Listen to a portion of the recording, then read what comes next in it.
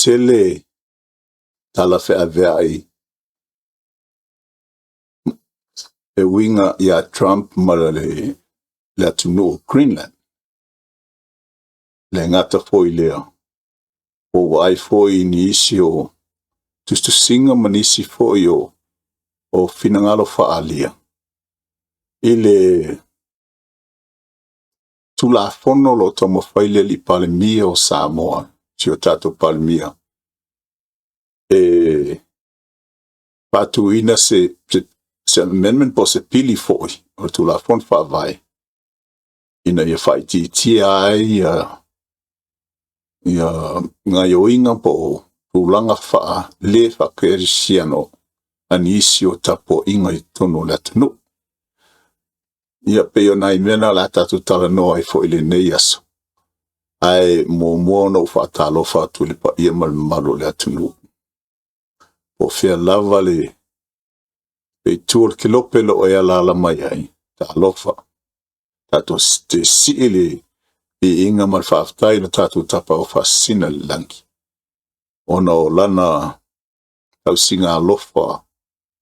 ia i tatu mogo i pe au tolu so i fua malolo ina lei. Ia le ngata foi. Le ola male. Malo si foi sio ne vai male. Ma sio wafo ia inga. O te fatalo fafapto atu i oi o le tua le ainga salevi i iau whaalpenga po whawhengainga mwhai whe au fo i o e kālesia taito tas SS whata whai taulanga SS lolo lato tangu asuina lei po leola o le tala lei tono nuu mala alwhanga i tono si o tatu atunu ia le ngata fo i lea o atunu i whafo ni mea lopa papa au ma ala laile ia i sio tatu atunu ono le so e manuia fo mo ainga mo le numna o ai lava wo tele nei le nei prokalama po le nei video po le nei foi podcast but fata lo fatu ia te uto lava mfai ona mawala vanoa ai watu malanganga faaftai fo ino fa no ino fo to taimi tatu tatu no ai ia ali amataina tau no fa peatu ia eso nganga lei ia please love like and share ma subscribe mal tatu proclama to fa ia tu ina e fa peo na fa solo atun ta upu fo iro ko e fo inisio la to fia mo se so ani fo male melo tutupule ile langi ne vai time ia proclama le nei ele ato ai fo se mamlama po se poto masata mai a tau no tu tam fai ala va tu na tu le sia ta to la vangana mo ila to ai mai se la vana la wow sin po mai tamam tina matu ia manisi fo ia o le autalvo foi e o lo vai foi li tu le ngana Pertania peo tatou te pasoa fatasi e lua nai meo te fia tu inatu a ele tatou ta ia fasoloina atu mo le tatou tarinanga le nei aso o le resilience atu ina mai le kako episode muli whapea e mawhai ea ona to e tau wā Donald Trump mo se isi no for president no for inga o le president o malo Amerika o lona winga o le no for lona no for inga lona tolu lea ingo fia le tali le ai e le mawhai i lalo te unga o le tulafon whaavae lona lusfu lua o le tulafon whaavae o le malo Amerika e na o le whaalua lava no for inga seisi e umia le tō whinga o president i tono le mālo le United States o Amerika. E ma whai ona filifilia ai se tangata i avanoa na e lua. E le tu salava pe le whape so a pe me mas tele na masani ai. Awa o President Trump. E eselona poilona ia tūlanga sa tūlai mai i le tausanga lua fesfulu ono ona paule le palota lua fe lua sfulu. Ia, ai te wato e whaatuina foi le palota le sa whai lua fe lua sfulu malfa. O lona winga, o lona second term le, o lona no fo inga lua lea. Ia ua mahe ai foi lona ia wanoa.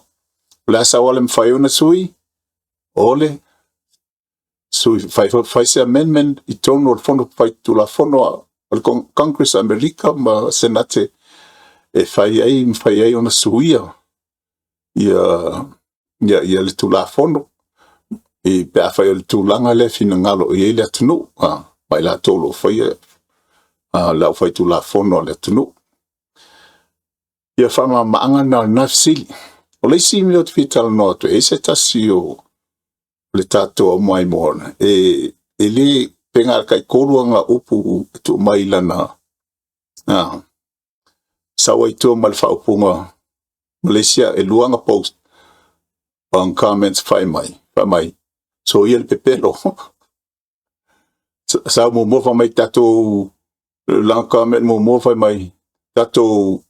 ulmusta ia ma kapua ma siska il ma lolo fatau tu lai mal nei vai taimi fa to fia le tu eta ia le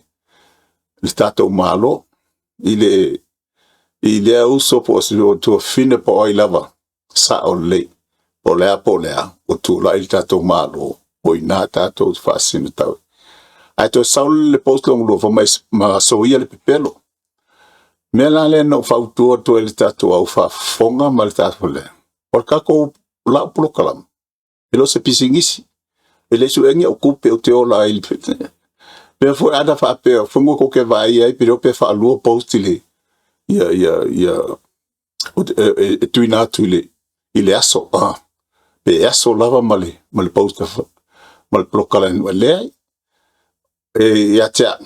e tuina tu lava no tal no to ile tunu ma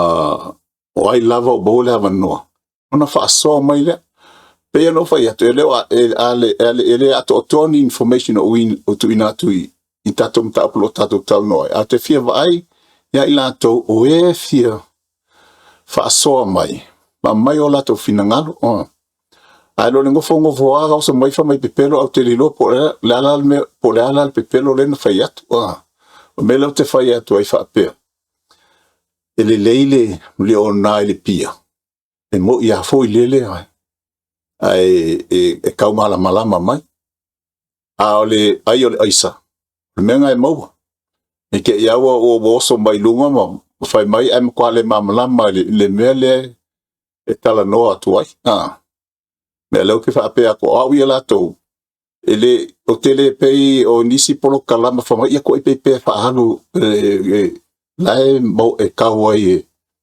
le final numero viewings ke le kupe ne ai o tasia lua vano tu ina tu tangata ai saul ni tu langa le manui fa pe ia x out ne ale na o te tal no fa pe na wa el piano fa lo se pisigisi ele fa ngi ne bon kupe o ke olai o lava matutoele so soni me al malo Amerika e tu sai mala tau tuan fai la to i tau sfanga luas full bon topo ele ngata fo ile Malaysia luas full fo no tau tu ni jo company nei i le nei atunu ya lava ia me ka ki ola ai mo ka fiita i te nia so to lo taulanga ia mal fa lo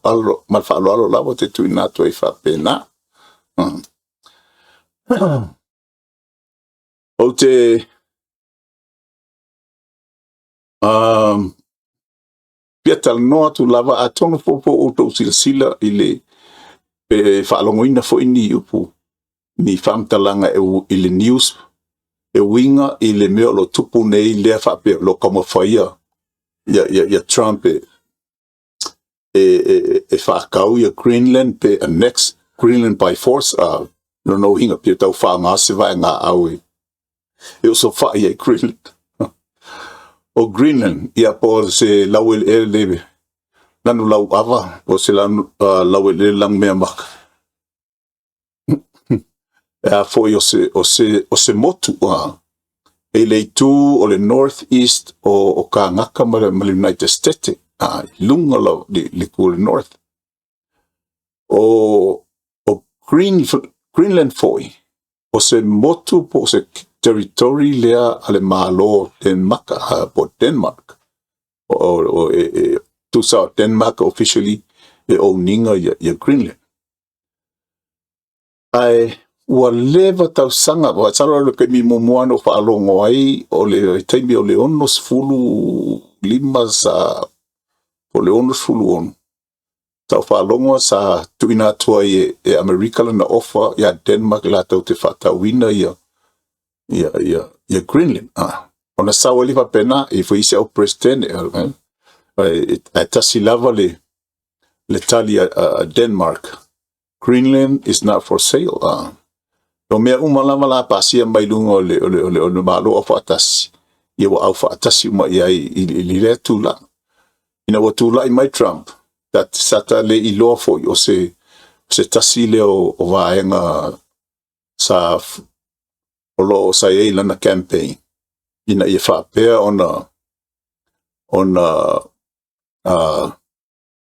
a veia Greenland ma se territory o United States. Si, o Greenland, o le motu, o le island, o se island kele. Pal se lau tos fulu ono, afe, tolu se lau square miles. A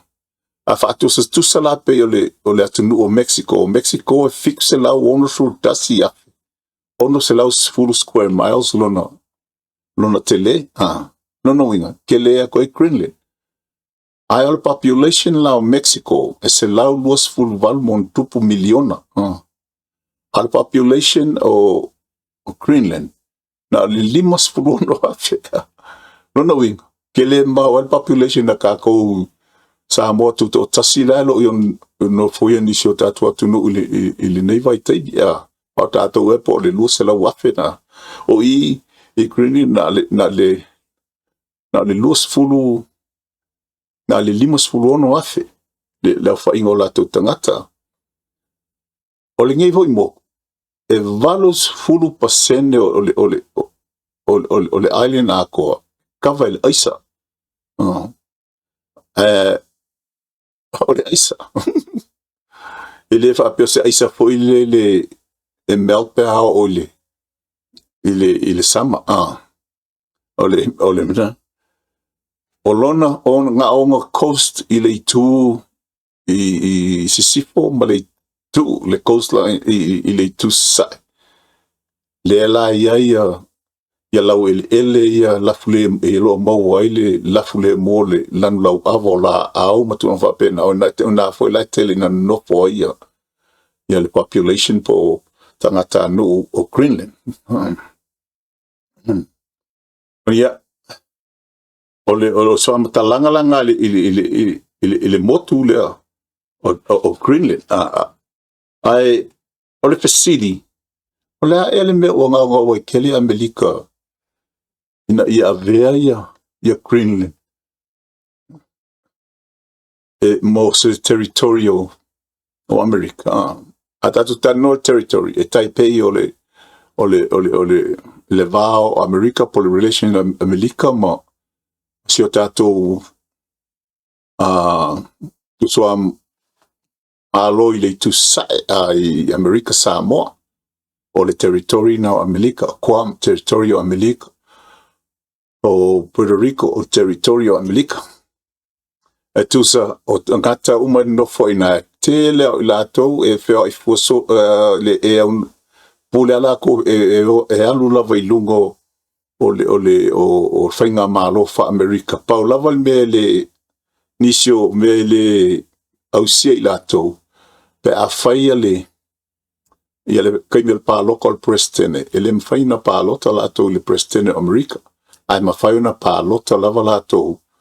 I tangata o sui mo le konkeresi mai ia la tau lava teritoria. E peila o Amerika Samoa. Ia ila fionga ia la mata lea o loo avene o ia masui o whalpaipai mai Amerika Samoa. Ale fisili. Ai sa ea ua nau tai ai tele i Amerika i le ngei moku. So, ole mea atoa lava, ona ole no foanga, ma le tūlanga o loo excuse me. O loo ta tia ele motu leo Greenland. Te tonu o ke lope Wa e pi ko ai dunga le tu i matu. A tilo la mai Greenland e kilo anga i lalo i leisi tu ia Europa a koa a fie malusiam tu langa pena. O le mana o mia la nai e Amerika o Greenland. Ina ia fa ono tu langa mo le pui o saunga le mu le ngata i Amerika. A o malo fa temo kalasi uma o loo ia i lungo nei funga ele. O mea kau minerals po ni oil ntono pe o kele mamlama le iai po le atonu lava ele ai se me fa pe ufa pe malosi po iai alo nafo po i foi se ko inga mineral olo iai ele oilo le tele o tangata ai nga ka fo ia o le malo la ela te sila fia o scientist ma professor o me fa pe la ela te sila fia atonu foi polisi tuna elai ona tamu fai Amerika. Al numero tasi lava ole mana onga Amerika. Ina ia faya Greenland masivaya pe foi lele ko kikia wa langa le 50 no afita ngata no foi. No inga. E fausia i Amerika nisio o base o le military base ke kele lava ma ina. Ia se no fanga ma naia telefo i mei o nuclear. Wa fo ele ba walunga. O langa fa also ya pobu ako mika ge pa onka fanga ya missiles nge po missiles fo i po lo kekinge. Pe ye fanga me ga ilunga ilalo pe fa ngo fia ia. O te ilo ai lato. Ai o me tonu lava la na wa lai ona tam fai. Ina ia maua e Amerika i lalo Trump ia Greenland. Ai pe ato fa fonga fo ia. O se o Trump man a wala fo i tala noa mai ile media fo ile. Ele ia sau fio i kala e sau lava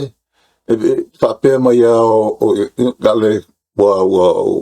e alo na tulanga fa maulu fo le o seal le deal maua ka ko ya Greenland pe si tulanga fa pena muli ane ke ba kola aka ko pe o sanga kala o wa le simelo to ina itele ya President Trump el tele tanga fa pe o le ilo fa ile va fa fo matangata mai sia tunu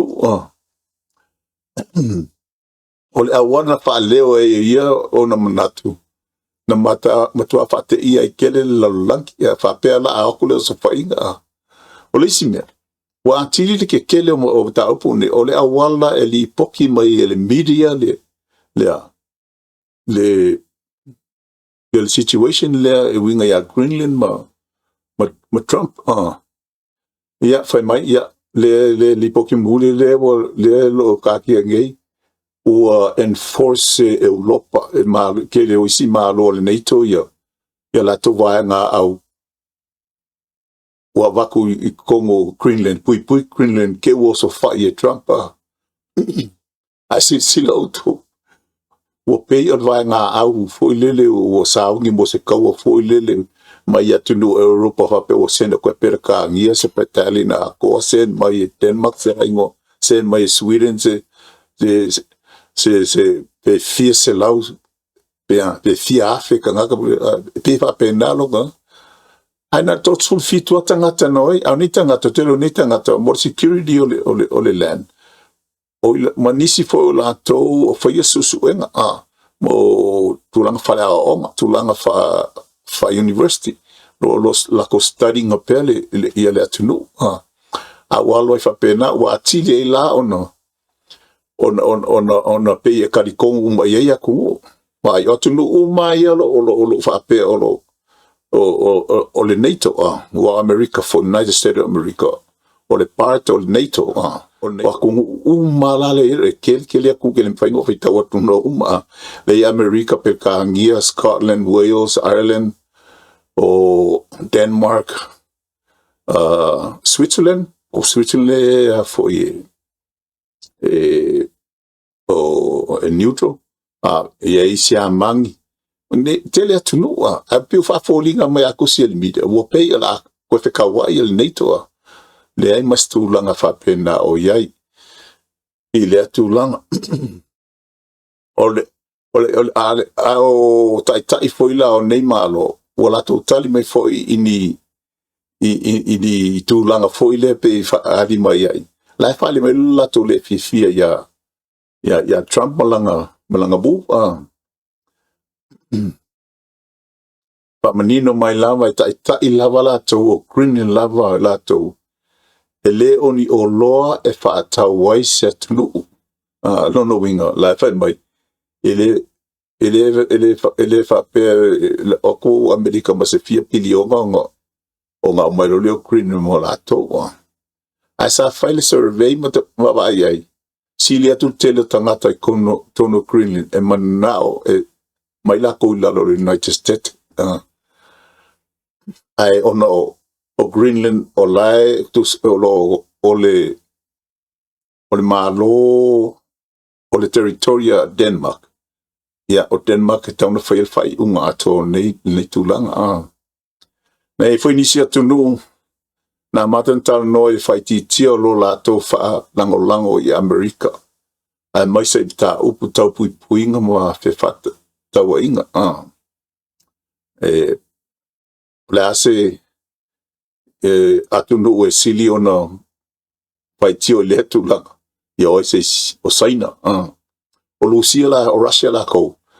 le pisa ngai langa lai lo e Russia ai si le vesio lo na tu langa lo o lai malu a kole le tu langa lo i mas i Russia ona o le tau ale lo tau ina ni la tau ma Ukraine elei awai tu sao saina ai sa la tau fa nga ina le tu langa i fai ai se pa tu ese la tau manatu fo po se fe au ya Europa fa mai so ia ko ke falango ato toa ya America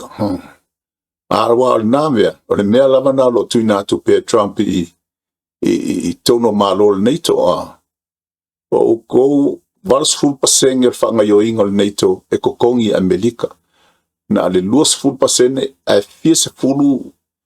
ya tunu ye tono o le NATO le o le mea na le o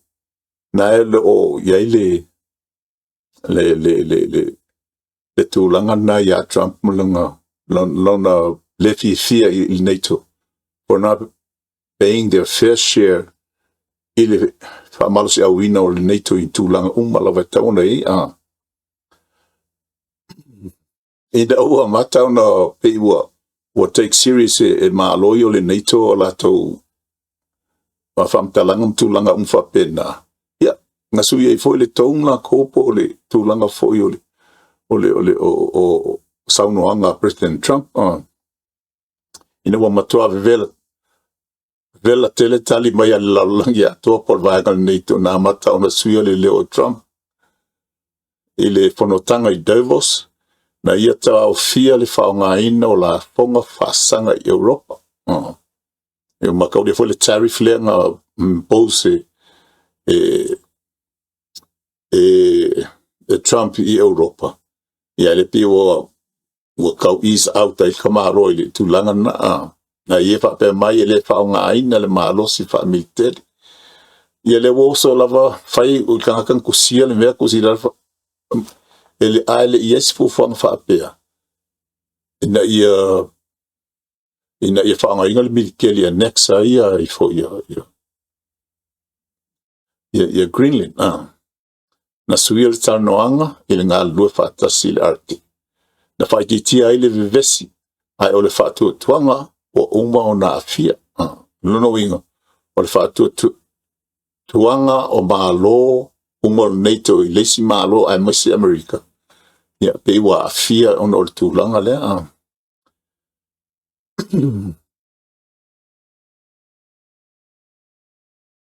o mene ya faina mai le kusai male tulanga le ya Greenland ole Arctic winga ole Arctic a ko le tu matu ole kelope ole klop ole lalang ole suia lo tala wala fo fe fata wa inga lo ka ingi awala fo e mo fa malanga I vai fa faingo fia no fe kolosi mai I le vao le telani ma ia Europa mai nei le atu America ma tu ma America I sauke ma olo sa ilia fo impuna o fo oni tu langa fo ina im fai ona fa le atili ai tu langa fo o fainga malo ta itasi ole NATO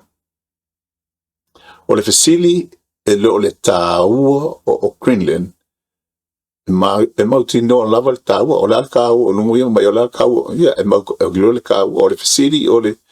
fa pe feona fa o ngale malos ma o ina tato te foi mai ai Samo le fa ngai na le malosi mai atu no ta itasi tulanga o fetau inga me te fa penga ia po America wa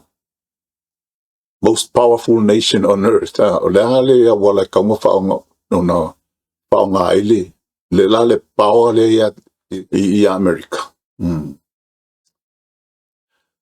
ia se tato o tolula ia Samo tu sai mal nei tulanga il fa ngai ngol power na failo el pale mio Samo na manatu e faiti tia pet au fear nisi tapo inga ele oni Cristiano na ia fa matala o se awala lea e pui ele fasi no manga Cristiano Samo alo ese mai fainga fa tu vesi fa tu ma wina le file mu o le atunu o lo ulava le manatu na o sa o le palmia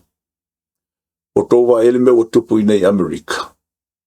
ina ua tele ina fatanga ina ma ya tunu e o mai tonu I America ma sulu fai mai ma ali America lau ele no foi kai pe lau I Minnesota ina ua fai mai sulu fai inga tangata Mosalema mai Somalia la mele o tupu nei wa ma ngau Somalia ia o pela to li lato tu la fono masane fa muslim tu langa o le fa o le oki e pule ala inga po oi fa o ye le oki pe ala lato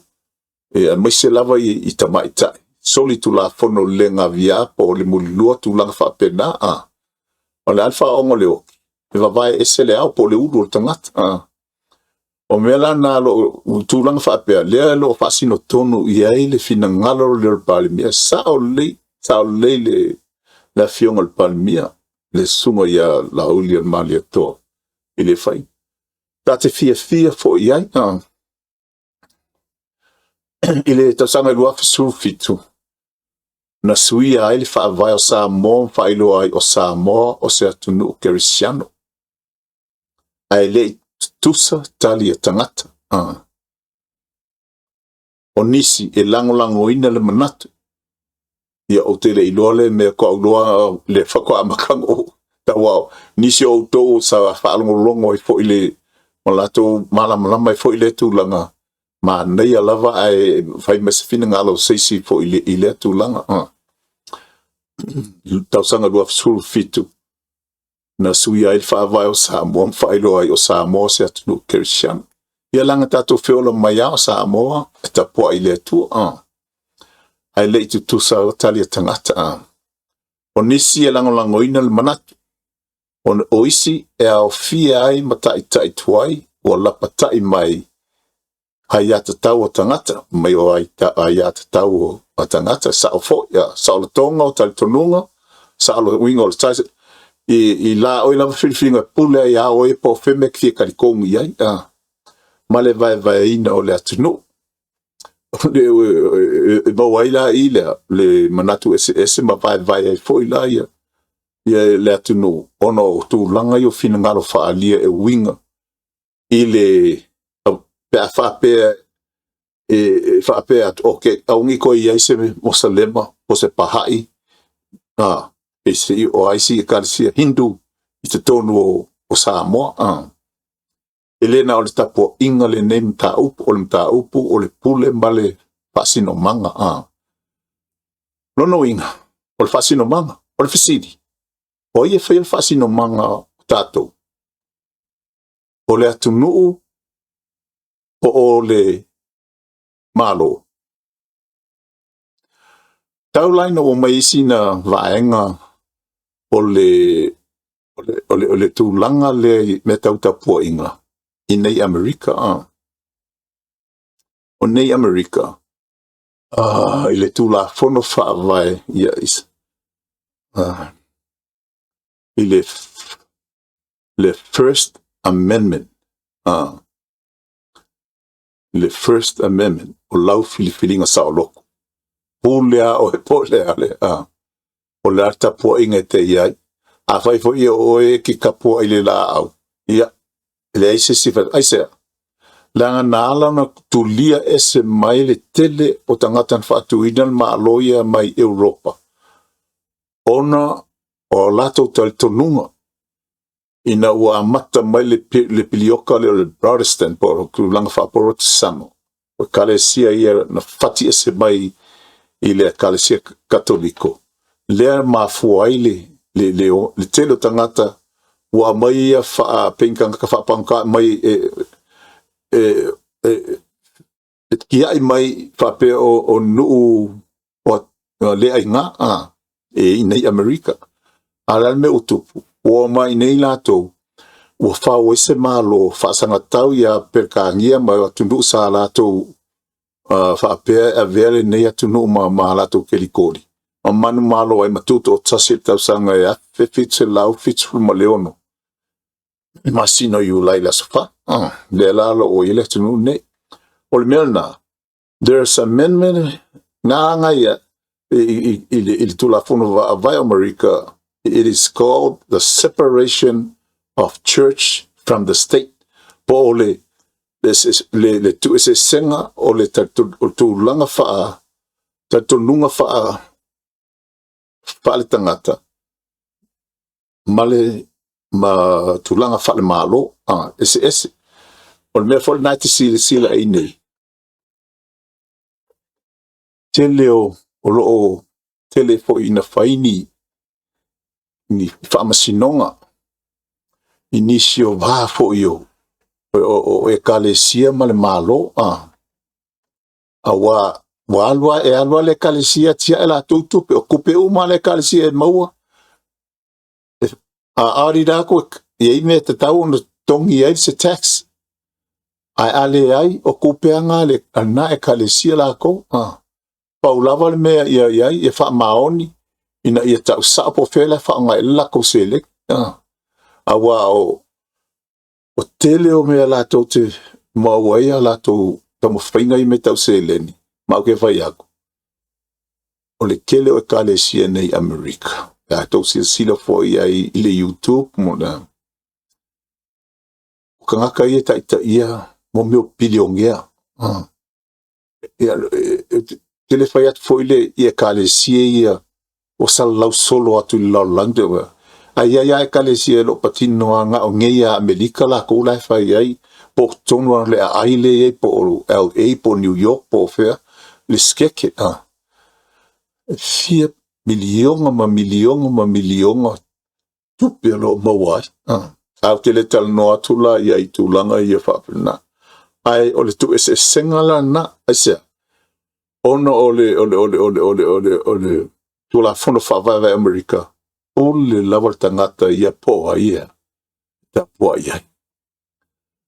ka koa kungu skama ia kungu ua o te loa foi pa e tu sa le sel iwa sfuluiwa ke si male iwa pasenge sa mole taimina uwhanau ma uola mai au o le whakerisiano o le kerisiano a iai la nisi mea whao popo foi le o te whaamo i ai foi il fina ngalo le palimia ai o te iloa foi o le to tele foi la o fatu ese o lo tu inatu o te malama foi la to fatu tu ese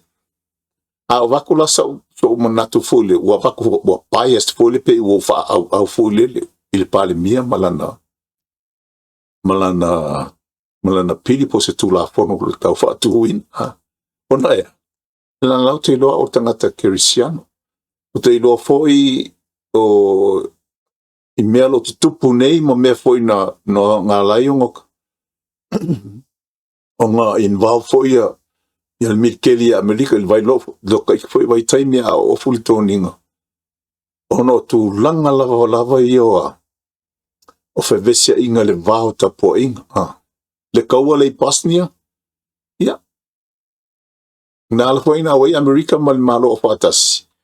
ono wa tele tangata fasiotia e kerisian la mosalema fasiotia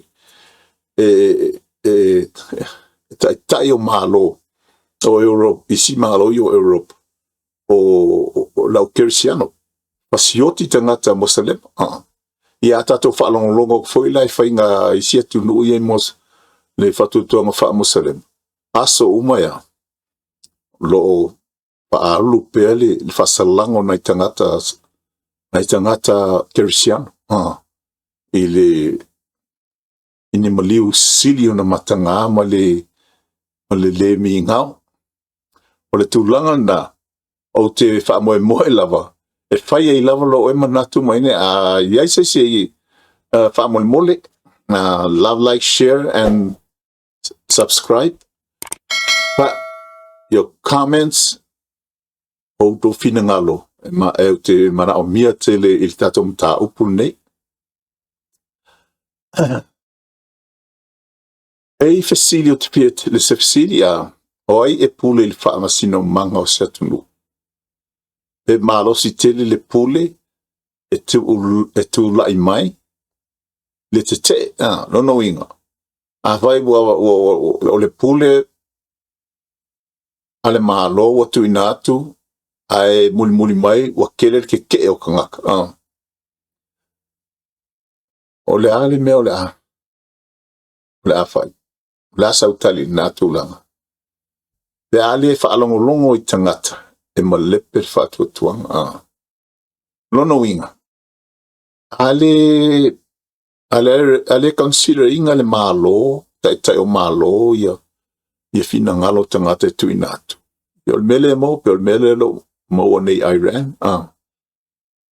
lea ua fai sa latou na vai sea le maalosa e le tausanga vei se lau fisu ma leiva ai replace e tola komeni lea foi lau koea to li liu hoi tangata lea ua fai ala kou la kou civil war ma pasanga tau le maalosa sa latou replacing ai le maalosa e a Shah Alavi ona inga sa tai ai tono o le atunu o le melna e o iai telefoi tu lang fa pe sa officio tatu atunu I Samoa tele la so te foi no ni tu inisio pai unga le malo tele inisio tu langa foi sa ai no tatu Samoa e fai la vai lunga maleava mal fa laro ono lo iai se me ka o le o le pulenga li imfai pule inu malalfanga, the Matai system. I really believe in that. Ile ia taitei la u kilo fale, as a former Marine for fita ili nei tulanga whapea. E te tau ona iai le pulea ma le whautauta.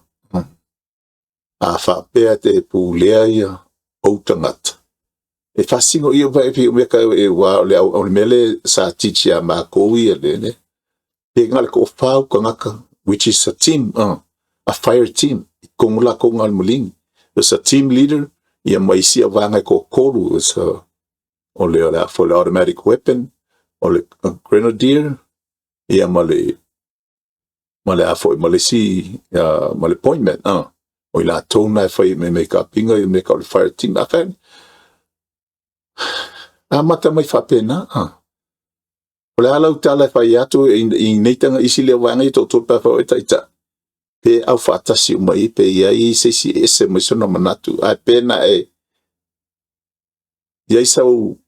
se taimi e te finangalo ai ilo le finangalo le ese mai finangalo.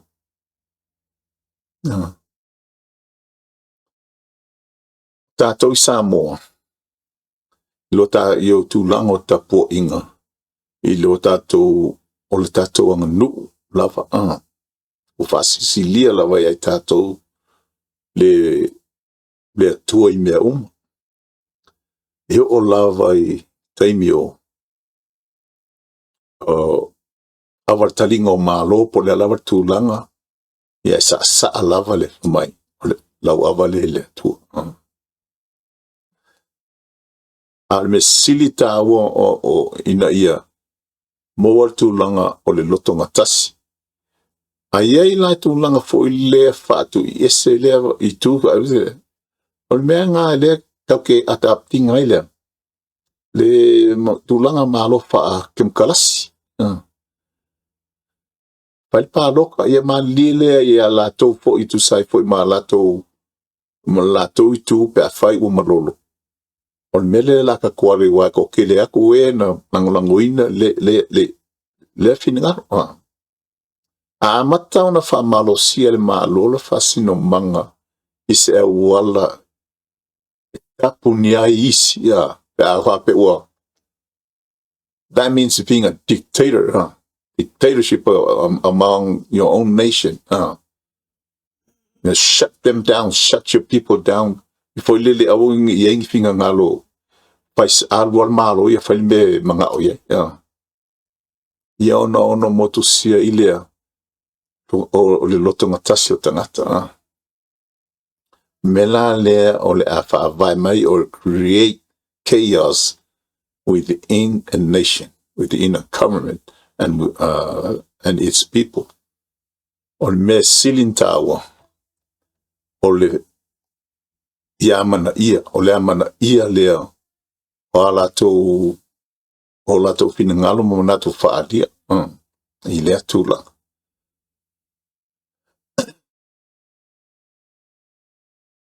O te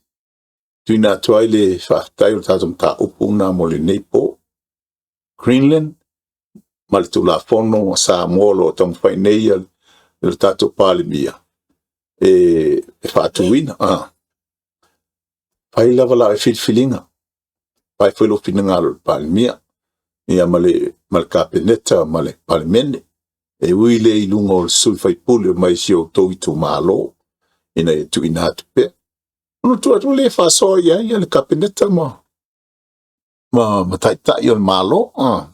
Ia e foi finangalo fa pe o. Wole amana ia tele ia.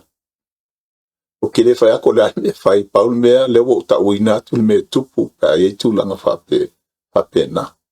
o la ye se tu langa fa pe na pastai ye to umo o ye lo mo le avno ta to tartanoi I love, like and share our program and subscribe. Ina ia wha marasi awina I pele wha rorini lumo o tatou Proclama ia po taltano to for ya to fa table to manoa. This is Eneto, host of the Island and Iron and Veterans Take. Ia manuia lava le nepo ia po le fiafi por taia po fe lava longa langue ia. And God bless. Soifua.